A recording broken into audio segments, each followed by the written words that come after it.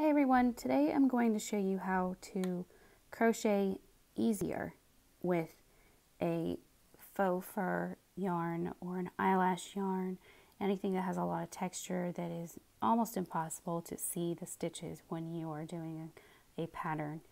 When you're doing amigurumi using a very small hook, doing round after round, it is almost impossible, at least to me, to get the stitch count correctly. So I found this technique and I tried it out and it actually works really well. So I'm going to show you today how to do it, and if you're following along from the birthday mouse pattern, there is an option there to use a faux fur yarn, and I figured, hey, let me go ahead and show you how I did it so that you could maybe accomplish the same thing. So in order to get the project started, I do my magic ring with just my working yarn. So this, we will call this our working yarn. It's a sock weight. I find that it's easy to work with and it is very close in color. Well, I mean, it's an off-white color and then Pipsqueak is white, so it's not exact. But you want something that is close enough to your faux fur color. You want something close enough to work with. So I start my magic ring, and now I will be going on to my increase row. For row 2, it is a single crochet around for 12 single crochets. So grab your working yarn as you would and take your fluffy yarn in your hand, however it works comfortably for you, and go into your first single crochet from your magic ring. Now I'm going to, not only am I going to grab this yarn, I'm going to go under here and grab this Pipsqueak yarn. I'm going to yarn over and I pull through that single crochet, then kind of maneuver it around so that your fluffy yarn is hanging on a tail there, and I'm going to complete my single crochet with just my working yarn. Let me go ahead and put my stitch marker in there so that I cannot lose track on my rows here. Now again, I'm going to go into that single crochet because I'm making an increase here. I'm going to go into the single crochet with just my working yarn right there. There's my single crochet. I'm going to yarn over just like normal. And as I'm yarning over, I'm locking in that furry yarn. I'm going to pull through, pull up, and yarn over and pull through two again. So now I've completed my increase with my working yarn, and I am carrying my faux fur yarn along with it. So you're only working with this. You are carrying your fuzz. So make sure that every single time you go into a stitch, you are locking that in. You're just carrying it on the top. And it takes a minute to figure it out, and you might have to hold your yarn differently than I do. A lot of people don't hold yarn like I do. It's just personal preference how you hold your yarn, and then it'll work for you. But basically, you have to get to where you are carrying along that yarn, not working with it, working only with your working yarn.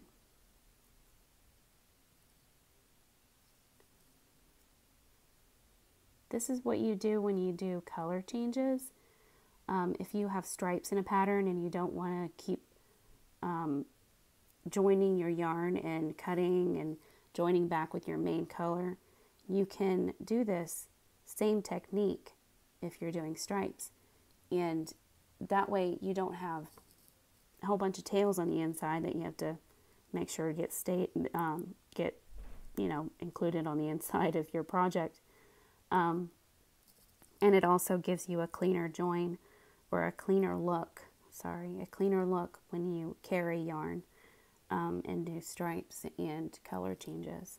So I've got my first round here, and I've come to my stitch marker, so I know that I need to do my next row of the pattern would be 2 single crochets in 1. So let me do 2 here. Let me mark my stitch so I don't lose track, and then go on to my single crochet. Now sometimes you might have to just actually stop and look where you're at and be like, okay, I need to make sure that it's going right there on top of my single crochet so that I can lock it in there. You don't want to, sometimes you could actually miss that yarn without locking it in. So just always make sure you're locking that inside. Now I'm going to do a few rows of this, and I'll come back and show you what it looks like once you've done quite a few rows. Just keep making sure that you are working only into your working yarn and carrying and locking in your fuzzy yarn.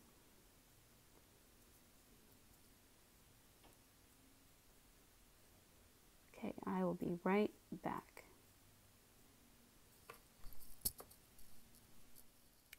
Here you can see I've done several more rows of the pattern. Just increasing it a little bit so that we have some more surface space to look at. So you can see now that I have my chains or my single crochets around in my round here, and they're very visible. You can see which one you're supposed to go into. There's not a lot of confusion as to where your stitches are, and it's fairly easy to get your hook in there because you don't have any problem seeing where you're at. Now this is technically when you're working amigurumi, you're supposed to make sure that your tail from your magic ring lies inside of your project. But for this kind of project, because we're working with the fur and we're carrying it, you're actually going to be working inside out. And that's the only time that you're really able to work inside out, is because you have this faux fur. So what we want to do is we're going to bring that tail and we're going to pull it through this way so that we don't have to deal with that tail anymore. So we'll pull it in through here and we can clip it. But first, what I wanted to show you is that you can see there's still some straggly pieces of, and there's some fur.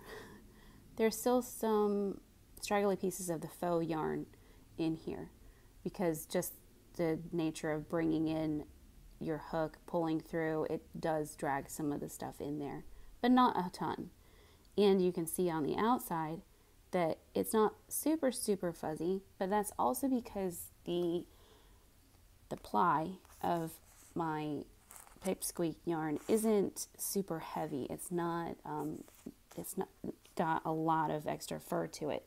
There are some furs that are so thick, and like eyelash fur as well, it has longer pieces of fuzz, so you'll get more on the outside. But what you can do, and what I have done, for example, in the birthday mouse is I took a pet slicker brush, just any pet slicker. I got it super cheap at the pet store, and what I did was I brushed the yarn on the outside because I wanted to go ahead and pull out as many of the pieces as I could from the inside and bring them out to the outside. And it also gives it a much furrier texture. It's a lot fuzzier and just basically more soft. Of course, if you're using anything other than what I used, you might have a thicker ply. It might have more fur, and you may not have to do this. But if you want to, you can. I mean, I think that you can brush a lot of faux fur just the same way as I'm doing now, and it just gives it more of a fuzz appeal. The reason I'm not cutting that tail yet is I don't want to pull it when I bring it through. So this is how I made the birthday mouse in the pattern using faux fur. This is an optional thing. You do not have to use the faux fur if you don't want to, but I wanted to show you how to do it if you decide to go down that route. So when you're done, you can take your project and you can brush as much as you want to, and get the effect that you really desire. And if you need to, just clip off some of the extra pieces that might get frayed. But this is a really, really great technique on how to work with a fuzzy, any type of faux fur eyelash, any type of yarn that has a lot of texture to it. Because look at how easy it is to see your stitches on the inside here. So like I was saying earlier, we do want to go ahead and take that tail. The tail that would normally be on the inside, but because we're doing it, we're working outside, we want to just go ahead and bring it through. And you can get rid of that with some scissors.